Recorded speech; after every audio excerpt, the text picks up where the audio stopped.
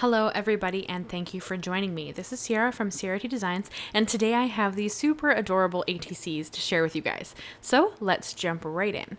I like to use the 5x7 Strathmore watercolor cardstock because it easily cuts into 4 sheets. So when I'm creating a background, it's a great way to make a background, as I know that I'm going to get a perfect 4 ATCs out of this. And if you don't know what an ATC is, it's an artist trading card. And I'll explain a little bit more about those as we go. So I do have 4 colors of sprays here. I have the Tim Holtz Mica stains that just came out. I have Flickering Candle and Empty Tomb. And I also brought in Squeezed Lemonade and Hickory Smoke. And I just have my Splat Box to kind of contain some of the sprays, because I thought I was going to end up doing a whole bunch of layers, and I don't. Actually, I only end up doing this 1 layer here, but you'll see how stunning this turns out. I do spray a bit of water on it to start the blend in the beginning, and then I'm going to mist it with some water to get the colors to move, and I'm going to set it aside to dry. So I then brought out my Simon Says Stamp Be Yourself stamp set. This is one of my favorite stamp sets with little images. You guys, if you've been around a minute, you know that I struggle a bit with smaller images, and I just love how this set comes together with its little images. And it's bees. Like, you can't go wrong with honeybees. They're just so freaking adorable. So I did stamp out a couple of them. I have 1 image for each ATC, and then I'm going to fussy cut them later. There is actually a matching die set for these. I don't own it, but I think I'm going to have to pick it up. I think it's like $13 on the Simon website, so I will have to grab that. But I am going to Copic color my images, so I did use a Copic Safe ink. And for the black stripes on my bees, I used N1, N3, and N5. Now, those are grays, not really blacks, but I wanted a tonal look. And I am leaving a center highlight so that it gives you the illusion that the bee is round, not so flat. So when I Copic color, I always like to go lightest, mid-tone, darkest tone, and then mid-tone and lightest tone. So I go back and forth between the tones. That's the way I've found to get my best blend. I think it's a little bit of practice to kind of get there, but that's how I've kind of figured it out for it to work for me. And then for my yellows, I'm going to use Y06, Y08, and Y19. And again, I'm leaving a center highlight with my lightest color. And I do generally lay a wash of the lightest color in the area and then use the darker colors on top of that. I'm pretty horrible at trying to leave white in anything. You should see my watercoloring. It's kind of funny, but I really struggle to leave white areas. So that's something that I'm kind of trying to work on. But I'm working on getting better at it, but it's one of those things where it's not one of my fortes. And I am going to use B0000, so B quadruple 0, I guess. And it's going to tint the wings a little bit. I also used it in the bee with the glasses. I used it on his glasses as well, but I'm also going to bring in a yellow later and kind of tint it so his face matches the glass, behind the glasses there. But I did use this just to create some differentiation between the cardstock color of white and the wings, just because I wanted them to stand out on their own and not match the cardstock perfectly, because I am going to fussy cut these out by hand, and I do leave a white border because I love that look, but that's just kind of what I decided to do. And I did go back and forth on what to do for the faces. It kind of became a bit of I wasn't sure if I wanted to do them dark with the grays or if I wanted to do them yellow. In the end, I chose to do both. So I'm going to do the exact same. I'm still leaving a center highlight in the idea that the bees are round. So it's just on a bit of a bigger scale. And exact same colors. And then lightest color, mid-tone, dark tone, and then back through.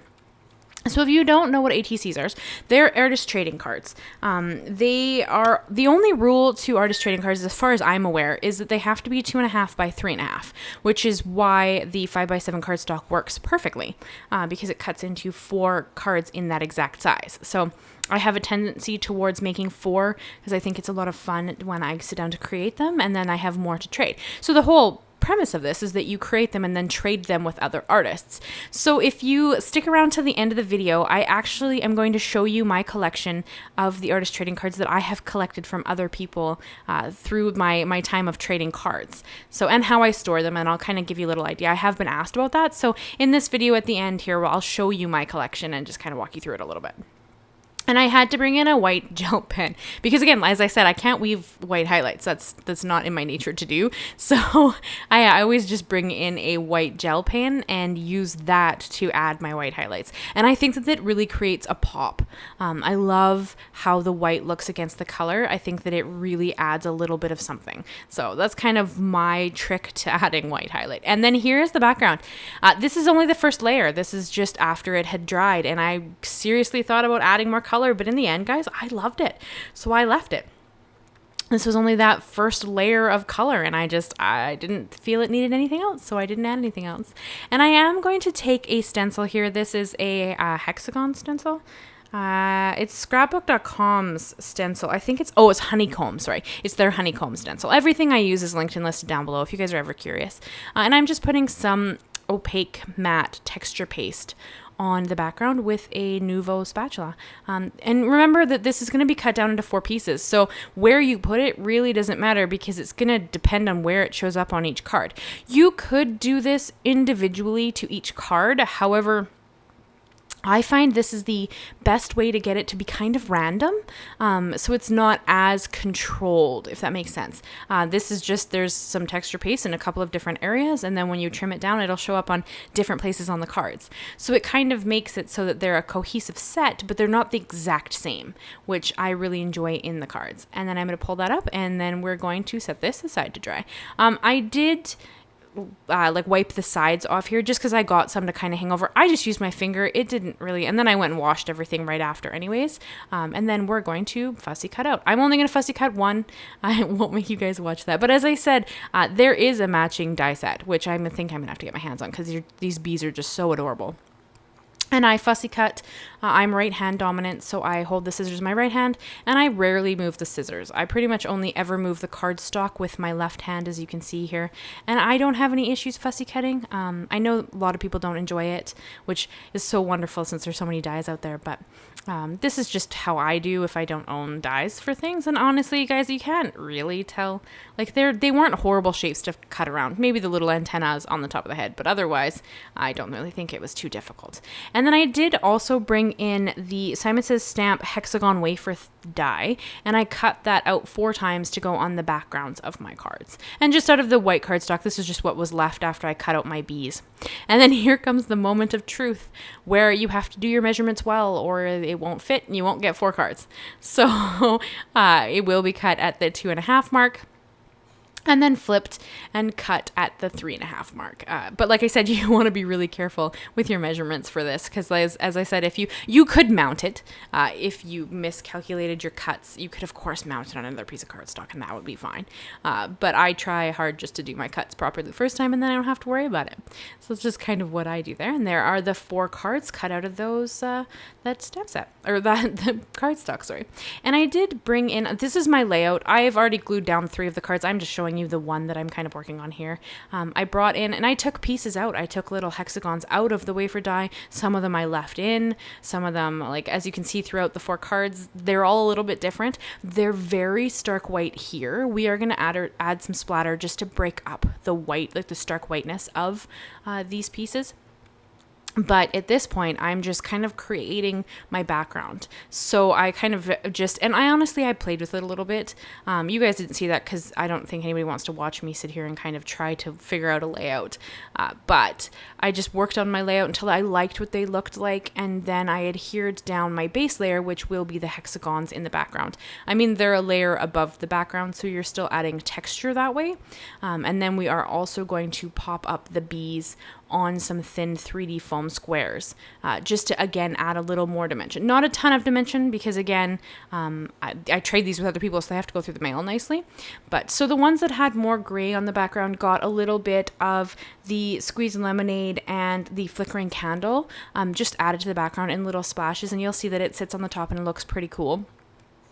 And then the other 2 that are quite yellow, the backgrounds, they're going to get a little bit excuse me, of hickory smoke and empty tomb flicked on the background, just to kind of take those very white die cuts and just kind of help them blend into the background a little bit.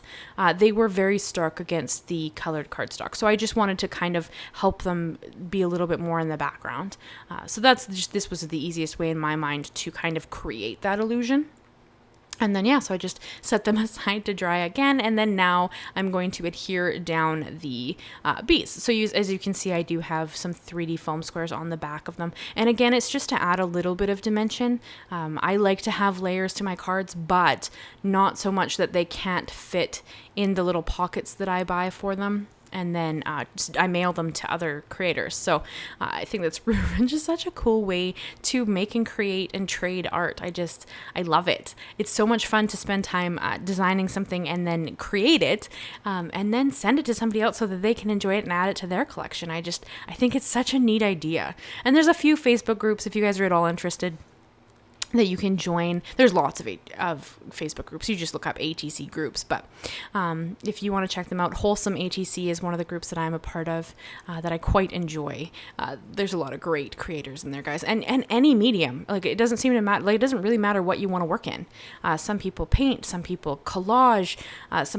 Whatever your medium is, you can do and then trade it to other creators. Like, it's just super neat. So, and then here I'm just flipping them over and cutting off all the pieces that stick outside, because again, that would make my size not be the 2.5 and 3 by 3.5 inches. So I just trimmed them down and then they look a little bit neater. And because I have a more is more theory and I can't leave well enough alone, I did have to bring in some of these gorgeous pearls that I just got in. They are the vintage shimmer pearls by Studio Katia. I love Studio Katia's pearls and gems. It's a Canadian company. If you didn't know, I'm Canadian. And so I love to support local Canadian companies. So I support a lot of American companies too, as you guys know, but I love to support Canadian companies whenever I can. And Studio Katia just has some stunning jewels and gems and pearls in their collection. So I do have a tendency towards them. And I'm going to hold them up here so you guys can check them out in their glory. Look at the shimmer and shine in that background. Like, I think that the pictures don't do these justice. Like, even here on the camera, it doesn't do it justice. In person, these are vastly more stunning than they show up on the camera. But this is the best I can do to kind of give you an idea of how pretty they turned out. But yeah, I think they turned out really pretty. And now I'm going to show you a quick look at my collection. This is my collection of ATCs. I've traded for all of these. Other people's have created them and sent them to me, and it's just so amazing. I flip through it for inspiration, and I love to look at them. And I have a vast collection of different styles. Some are collage, some are hand painted, some are watercolor, some are, it's just very different. So I wanted to just show you guys quick how I like to store them. So yeah, so that is my collection. That is the card I have for you guys this week. I will see you again next week. I'd love if you'd consider subscribing, leaving me a like, leaving me a comment, and I will see you guys again soon. Thank you so much, guys. Bye-bye.